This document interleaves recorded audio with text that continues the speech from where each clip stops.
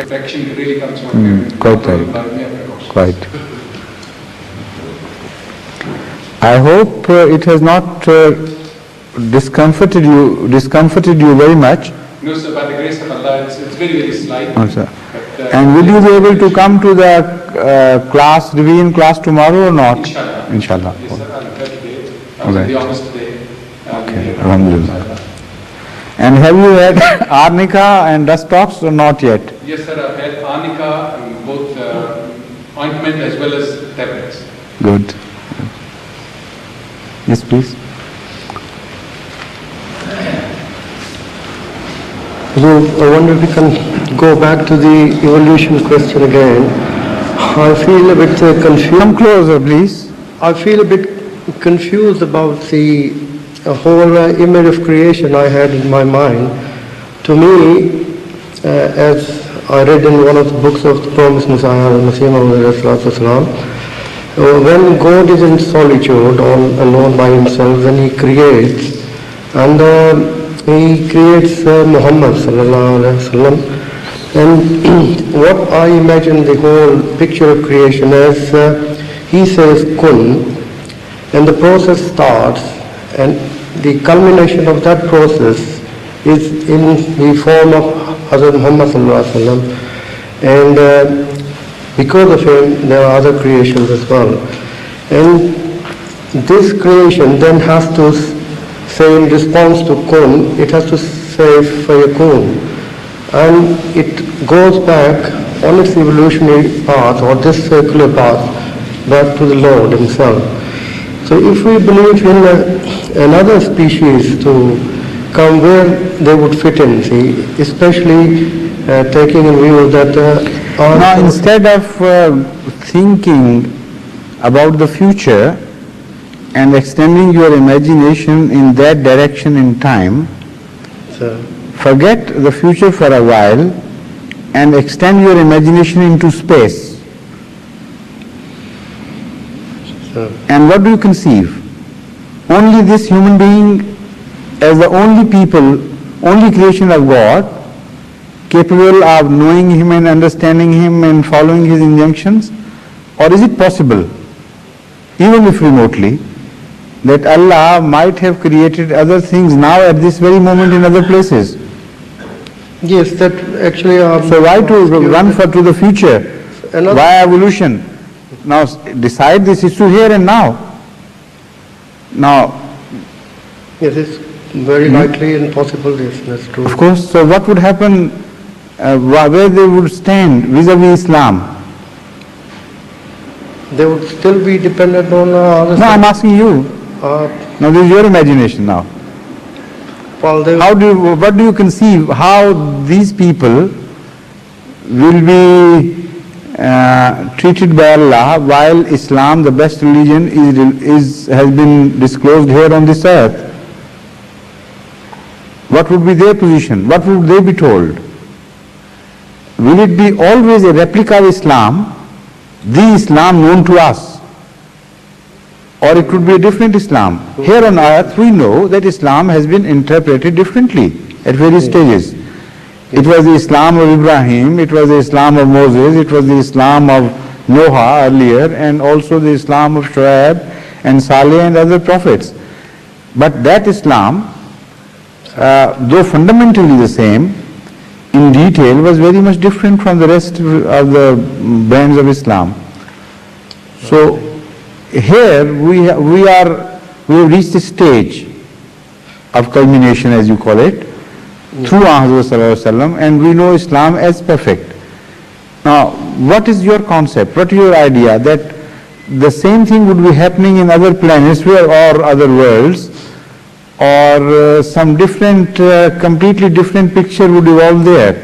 And what is also your idea about the nature of the creation there? Will it be exactly on the same pattern, the same organic material? No, it will be different. Or maybe completely different. Completely different. Maybe people made of silicon. Yes. And different shapes.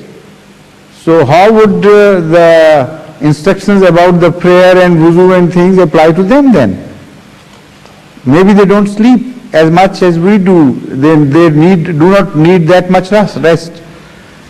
And their concept of filth and purity is completely different. How should God reveal Him to them? All these possibilities are open here now. Why to go to the future to seek these possibilities? Yes, sir. A very short question, sir. I have read Surah Fazl Umar radiallahu anhu of Hadhrat Mirza Tahir radiallahu anhu as well.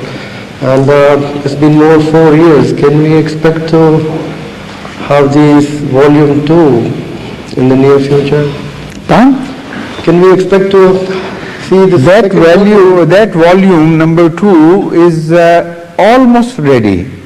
The fact is that the last chapter which I wrote was not transformed into, I mean, that was not put into calligraphy, proper calligraphy. And that I left behind at Rabwa. I mean, in fact, the whole manuscript was left behind. They have sent me the main book, which is ready, with calligraphy and everything. But the last chapter, which was yet to be transcribed regularly, is missing. So I have written to them twice or thrice maybe, and they couldn't lay their hands to it. You tell them that all the basic material with files and things, that has been lying in my office. Just they pick up that and send to me. I'll find out, myself. And that was, I can't repeat that chapter, unfortunately, because it had to be written before I was the Khalifa, in that personal capacity, and I can't do that now, because it would be different altogether. So if we can get hold of that that last chapter, inshallah, then it will be immediately available. But otherwise, I'll have to, think of something. Yes. Thank you. Please. Yes, please. Hazur, going back to that question he asked, isn't it stated by Allah that He created the universe for Hazrat Muhammad sallallahu alaihi wasallam? Pardon? He created the universe for Hazrat Muhammad sallallahu alaihi wasallam. But how many universes are there? Do you know? No. Nobody knows.